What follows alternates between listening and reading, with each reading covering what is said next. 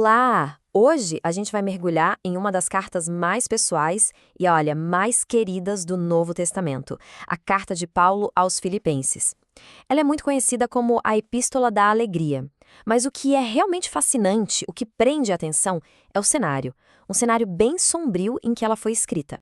E é exatamente essa a grande pergunta que a gente vai tentar responder. Pensa bem, como é que um prisioneiro, acorrentado, sem a menor certeza se ia viver ou morrer, consegue escrever uma carta que simplesmente transborda alegria? Chega a parecer um paradoxo, né? Mas acredite, Paulo vai nos mostrar o segredo por trás disso. Bom, para a gente entender de onde vem essa alegria toda, primeiro a gente precisa entender o contexto, né? Paulo não está escrevendo de um lugar confortável, de um palácio, não. Ele está preso. Mesmo assim, essa carta não tem nada de lamentação.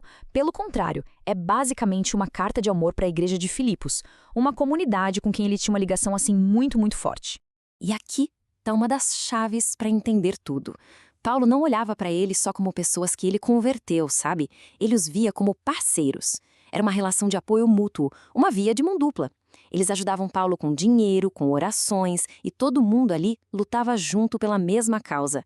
Essa parceria, essa união, era uma fonte de alegria gigante para ele, mesmo lá, acorrentado. E aí chegamos na mentalidade que vira o jogo. Para o Paulo, a vida tinha um foco, um só: Cristo. Simples assim. Se ele continuasse vivo, ótimo, ia servir a Cristo. Se ele morresse, melhor ainda, ia estar com Cristo. Sabe o que acontece com uma perspectiva dessas? A prisão perde a força, a morte perde o medo. É uma forma completamente nova de enxergar o que é ganhar e o que é perder na vida. Então, partindo dessa mentalidade, Paulo começa a nos contar o primeiro segredo para ter essa alegria que não se abala com nada: a humildade. Mas não é qualquer tipo de humildade, não. É uma humildade que se espelha no maior exemplo de todos, o de Cristo.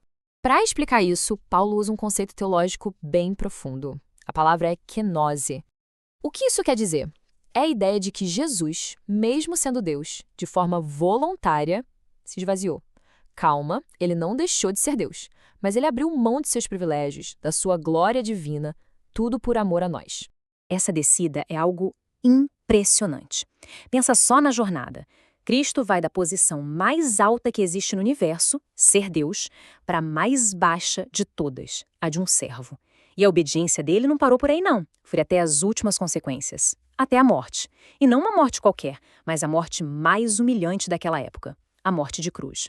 Então, o ponto central é exatamente esse: a verdadeira alegria, aquela que dura, a gente encontra quando adota essa mesma atitude. É sobre colocar o interesse do outro na frente do nosso. É sobre servir em vez de esperar servido.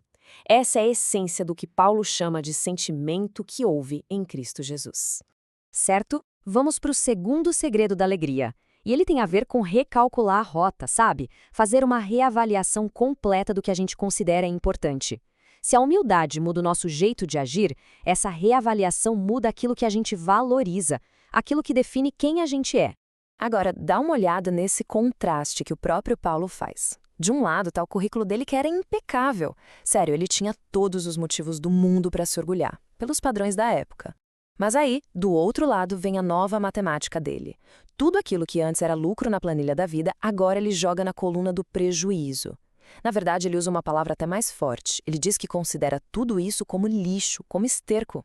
E ele explica o porquê dessa mudança radical. É que para ele o valor de conhecer a Cristo Jesus era tão, mas tão superior a todas as conquistas do passado, que tudo aquilo virou nada, perdeu o valor. A alegria dele não vinha mais do seu currículo impressionante, mas sim do relacionamento com Cristo. E tudo isso nos leva ao terceiro segredo. E olha, esse talvez seja o mais poderoso de todos. A pergunta é: como é que se encontra força e contentamento não só na prisão, mas em qualquer situação da vida? Tanto quando se tem muito, quanto quando não se tem nada. Paulo fala que ele aprendeu um segredo. Um segredo que permitia que ele ficasse bem, ficasse contente, tanto na fartura quanto na necessidade, em qualquer circunstância. E o segredo é esse versículo tão famoso. Mas atenção, ele é muitas vezes mal interpretado. Não se trata de ter um superpoder para conquistar qualquer coisa que a gente queira. Dentro do contexto da carta, Paulo está falando sobre ter a força que vem de Cristo para encarar qualquer situação com contentamento. É a força para ter muito, mas com humildade. E para ter pouco, mas com dignidade e paz. E qual é o resultado de tudo isso? Quando se vive com essa mentalidade de humildade, com essa nova lista de valores e com essa força que vem de Cristo. Bom, o resultado é uma paz que sinceramente não faz muito sentido para o nosso mundo caótico. A promessa que Paulo faz é que quando a gente entrega as nossas ansiedades para Deus, quando a gente ora, algo incrível acontece. Uma paz que a nossa lógica não consegue explicar, uma paz que vem de Deus, começa a atuar como um guarda, sabe? Protegendo o nosso coração e a nossa mente contra o medo e a ansiedade. E para a gente cultivar essa paz, ele ainda deixa uma espécie de guia prático para os nossos pensamentos. A instrução é clara, escolha focar a mente naquilo que é verdadeiro, nobre, justo, puro, amável, em vez de ficar remoendo o que é negativo, que gera ansiedade. No final das contas, aquilo em que a gente pensa acaba moldando a paz que a gente sente. E assim, a carta escrita por um prisioneiro nos deixa com essa reflexão final. Afinal de contas, o que realmente alimenta a nossa força e a nossa alegria? São as circunstâncias ao nosso redor? Ou será que é o lugar onde a gente decide colocar o nosso foco, o nosso valor e a nossa confiança? A carta aos Filipenses parece sugerir que a resposta para essa pergunta pode, de verdade, transformar por completo o nosso jeito de viver.